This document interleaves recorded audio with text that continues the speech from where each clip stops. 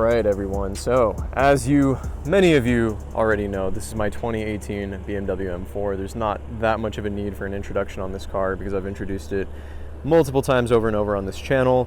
I would like to apologize just ahead of time for some of you that have a good eye. This car is quite filthy. I did not wash it prior to filming this video. I've just been extremely busy, so I do apologize beforehand if it doesn't look the cleanest on camera. But nevertheless, let's get right into the 6-month overview / review / impressions video because we have a lot to cover. I'm going to start by talking about things that I don't like first. We'll get some of the negatives out of the way. From there, we will get into the things that I do like, and then I'm going to dive into dependability, ownership costs, and just some other things that I think are worth mentioning for ownership of a BMW F82 or an F80 M3. So getting straight into some of the things that I like about this car. Well, the first and arguably most important reason for me is just the way it looks. I'm absolutely in love with the design of the F8X platform. I think it's just extremely beautiful. From the first time I ever saw one on the road when they first came out, I was in high school. I was actually, I think it was my junior year of high school. I was doing a driver's ed class with an instructor. I think it was 2004, it was like late 2014, early 2015, something like that, to get my driver's license. And I remember driving and a Yas Marina blue BMW M4 with carbon ceramic brakes pulled up right next to me at a stoplight. And I just remember like my jaw just dropping as soon as I saw it. I was like, wow, that is such a beautiful car. And holy crap, you know. And so I started doing some more research, looking into them, and kind of decided, hey, I really want this car. I just think from just about every angle, these cars look insanely good, especially this one being an LCI with the executive pack and the Icon headlights. Obviously, you guys know that I've lowered it. It's on KW V3 suspension with Swift springs, ground control camber plates. I got Apex wheels on there. Just some other things to kind of style this car a little bit better than what it would look like stock. The next thing that I really love about this car is the power. This BMW M4 is the first generation that the M division switched over to a forced induction platform for the M cars. Well, the M3 and M4 specifically, because you had the M5 prior that had the twin turbo V8, but this car has the S55 engine. It's a twin turbo inline 6, 3 liters in displacement. And the power on it is just, it's for what you're getting for the money and for the package. This engine paired with the double clutch 7-speed gearbox is insane. There's really no other way to describe it. I mean, if you went back in time when these cars came out and looked back, maybe 5-6 years in the past, this is stuff that would only have been on like a supercar, an exotic car, like a McLaren, a Ferrari, Lamborghini. And that kind of power is just, it's dangerous. There's so much power on tap. It's very easy to upset the rear end in this car. I've talked about that many times over on the channel, and as somewhat of a flaw that can be, the power is truly intoxicating. The amount of torque that this car has, the way that it just hits you suddenly, the way that this car can accelerate so violently and rapidly, and it can just cover so much ground in such a short period of time, truly makes this car a brute to drive. And that's what I love. It's just exhilarating behind the wheel. And if you slap a tune, throw some downpipes on there, shoot, even put some E85 in the mix, oh my God, these cars are absolute rockets. I mean, it's not common to see them keeping up with cars way, way, way above their league in terms of power. And then you factor in the on-track performance as well, the fact that this car can reliably be beat on a track, whether it's a drag strip or a circuit. And on top of that, it can also maintain temperatures within the engine. It has a phenomenal cooling system. And that actually allows me to sort of transition into the next thing that I really love about this car, is that there's just so much technology that went into the F80 platform that just makes it cool. And to me, I'm someone that loves reading about mechanical stuff within a car. Like, what did they do to actually improve this car over the previous generation or over the base model counterpart, or whatever the case is. And with the F8X specifically, there's so much that went into these cars to make them fast, to make them equipped for racetrack use. And I've covered this in a technical video that I posted on the channel. If you want to check that out, you can see basically like everything that was done by the M division. And there's so much, from, you know, the carbon fiber roof to the transmission, the engine, the cooling, the way the suspension is set up, all the lightweight aluminum and carbon fiber pieces and parts that were integrated into this car. It's just really, again, for the money, it's like, damn, you get so much car and so much sports car, if you will, for a very reasonable price, in my honest opinion. So honestly, I could go on and on about things I love about this car. I mean, if that wasn't the case, I wouldn't be owning it. But let's kind of talk and transition into some things that I don't necessarily enjoy about this M4. So I kind of touched on this earlier, but the first thing that I don't like is that this car does struggle to put its power down more often than I would like to admit. These cars have a ton of traction issues. I'm running a 305 Nitto NT555R in the rear. It is a 100 treadwear tire, 285 Nittos up front. So, you know, the car's lowered as well. And even on the stock power, if the tires aren't warmed up, this thing will just be spinning tires like crazy.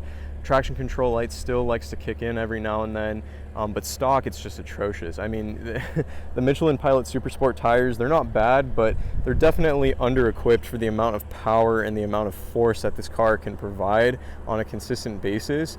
And that's definitely one of the most noteworthy things, I should say, that need to be addressed about this car, is figuring out a way to basically efficiently and effectively put the power down in an M4. Because if you want to drive this thing fast, if you want to take it to the track, if you want to be able to beat other people in a straight line, if this car can't put the power down, it's kind of useless to an extent. So once you're able to sort of solve that issue, whether it be through a very aggressive, you know, wheel and tire setup to help put the power down, whether you're changing the compound of the tires, diff bushings, you know, a diff bracket to stiffen the rear end up, although the rear end is quite stiff as it is. There's a number of things you can do to really help, and once you're able to do that and you're able to effectively control the vehicle in a way to where you can manage its power, you realize how fast an M4 or an M3 from this generation can truly be. And that was one of the biggest complaints that a lot of people, you know, journalists had when they first reviewed these cars, is the fact that, you know, from out the box, they're a lot to manage. So that is something I sort of dislike about the car. Now I'm sitting here, you know, struggling, trying to find out what are other things that I don't like about the car, and I'm really having a hard time, genuinely. If I have to fault this car for something else, and truly, to be fair, this isn't the fault of this car, when you do compare the exhaust note of the S55 engine to the S65 that was formerly in the E9X M3, that, you know, 4-liter V8 that revved out to over 8,000 RPM, you know, it's the sound department is lacking just a little bit. I don't think the S55 engine sounds bad. I actually think it sounds pretty damn awesome for an inline 6 twin turbo engine. It makes a lot of cool noises. It actually revs out pretty high to 7,600 RPM for a turbocharged 6-cylinder engine. That is very, very high of a red line. But it's not as sonorous. It's not as emotionally, you know, intoxicating, I guess you could say, as the V8 of the past. Really, what you get is just unmatched brute force and power, as I stated. And so for me, you know, I can accept that trade-off. I can accept that bit of a sacrifice. And even then, like I said, I don't think this car sounds bad. I have a Dynon exhaust on it.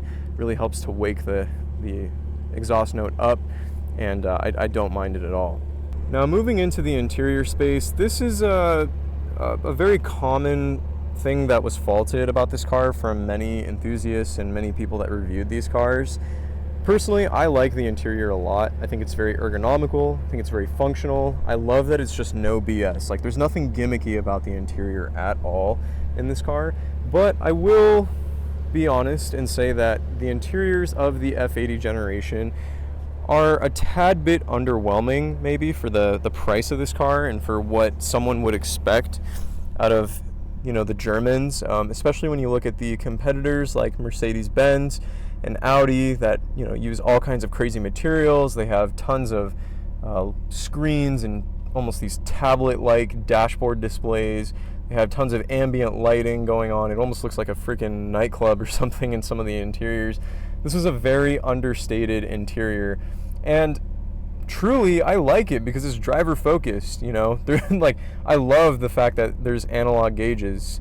I love the steering wheel. It's so simple. I love the carbon fiber. I wish my car had the extended merino leather on the dashboard and whatnot. And I don't mind the interior, but, you know, I do agree that to some extent this interior was, you know, relatively simple and nowhere near as lavish or as maybe premium feeling as some of the other competitors.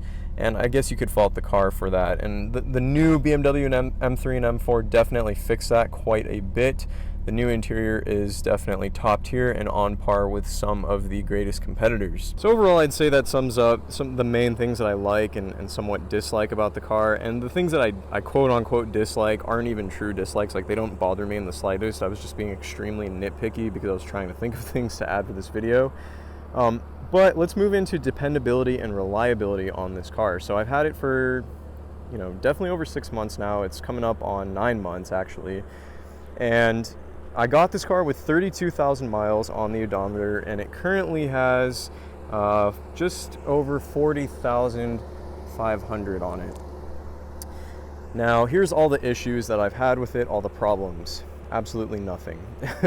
Literally speaking, I have not had a single issue from a mechanical, electrical, technological, if that's even the right term, standpoint. This car has been absolutely flawless to me. I have not had a single problem come up on it. I've tracked it once. I drive it, you know, not super lightly, but I don't drive it crazy hard either. I've put like 8,000 miles on it, 8,300 miles on it. And so far, guys, yeah, absolutely nothing. There's nothing, like literally, no issues. Zero, nada, zilch. And that's a relatively common experience with a lot of people that own these cars. The S55 is a very reliable power plant, just very durable. And a lot of the stuff that's in this car is just very well built from the factory. So from that standpoint, you know, cost of ownership in terms of reliability, maintenance, and all that has been zero. So I've just done one oil change. You know, I put new tires on my new wheels and stuff, but that was all like willingly, you know, not like the car didn't give me any issues. So very, very happy as an owner with that. The warranty on this car, it's actually still under factory warranty. I think it's got like another month or two left before it's expired, but I'm really not worried in the slightest, even about the long-term ownership of this car. I have many friends that are very well versed in this platform. They've driven their cars way harder than mine is, and they have way more miles on their M4s, and yeah, they've got very few issues as well. So I think that's a great thing to understand about ownership of these cars, and don't, you know, get turned off by it or swayed away just because it's a BMW. You'd be very surprised at how dependable these cars are, at least in my experience. Well, guys, I think that is going to wrap it up for today's video. I don't want to keep rambling on because to some extent I feel like I'm a broken record saying a lot of the things that I've been saying in this video. If you watch, or if you stay in tune or in touch with a lot of the previous videos that I've uploaded on the channel about this car, I did sort of repeat a lot of information, but I figured anyway, for anyone that's new or anyone that just wants to hear a good summary of, you know, ownership on this car, or maybe you're looking to buy one, just to hear my thoughts. And like I said, you know, very, very happy overall, very pleased, very impressed with the way that this thing has just been overall, and I'm looking forward to documenting the rest of the ownership journey for many more years to come. So if you guys could go ahead and smash the thumbs up button, as I said previously, subscribe to my YouTube channel down below. That would mean a ton, guys. We're approaching 55,000 subscribers, so thank you all for the support. That means a ton, and I can't believe that the channel has come this far in the past few years. So yeah, I appreciate it very much, and I will see you all in the next video. Take it easy, everybody. Bye-bye.